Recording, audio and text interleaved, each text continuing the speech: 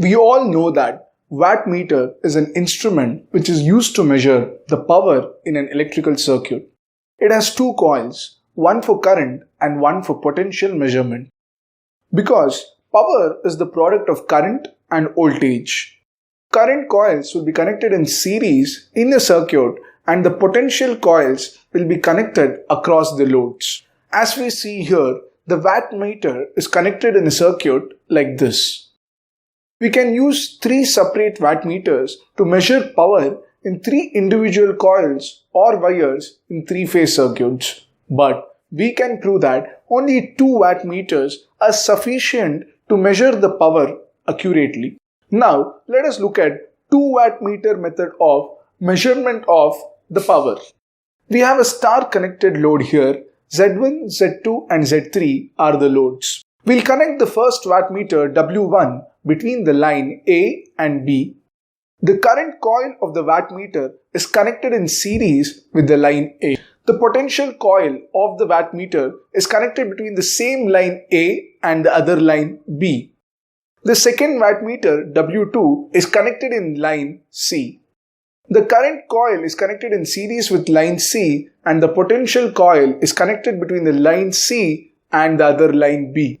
The total instantaneous power absorbed by these three loads are equal to the sum of the powers measured by the two wattmeters W1 and W2. Now, let us measure the power through these wattmeters. At first, we consider wattmeter 1. The current flowing through this wattmeter is IA as it is in series with line A. The instantaneous voltage across the potential coil is EAB because it measures the voltage between the line A and B. But we can write the voltage EAB as EA minus EB, where EA and EB are the phase voltages across A and B. So the power measured by wattmeter 1 is W1 is equal to EA minus EB into IA. Similarly, let's consider wattmeter 2. The current through the coils of the wattmeter is IC as it is in series with line C. The voltage across the potential coil is ECB. It is the voltage between the coil C and B. Even in this case, we can write ECB as EC minus EB as their phase voltages of phase C and B. So, the total power measured by wattmeter 2 is W2 is equal to EC minus EB into IC. In order to get the total power, we should add the powers measured by W1 and W2. If we add W1 plus W2, we get EA minus EB into IA, which is W1, plus EC minus EB into IC, which is W2. On simplification, we have EA into IA plus EC into IC minus EB into IA plus IB.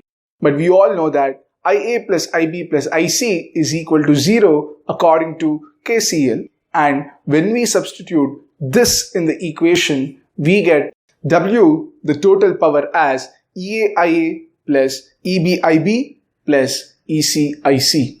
So, we have measured the power of all three phases. Therefore, only 2 wattmeters are sufficient to measure the power in three-phase circuits.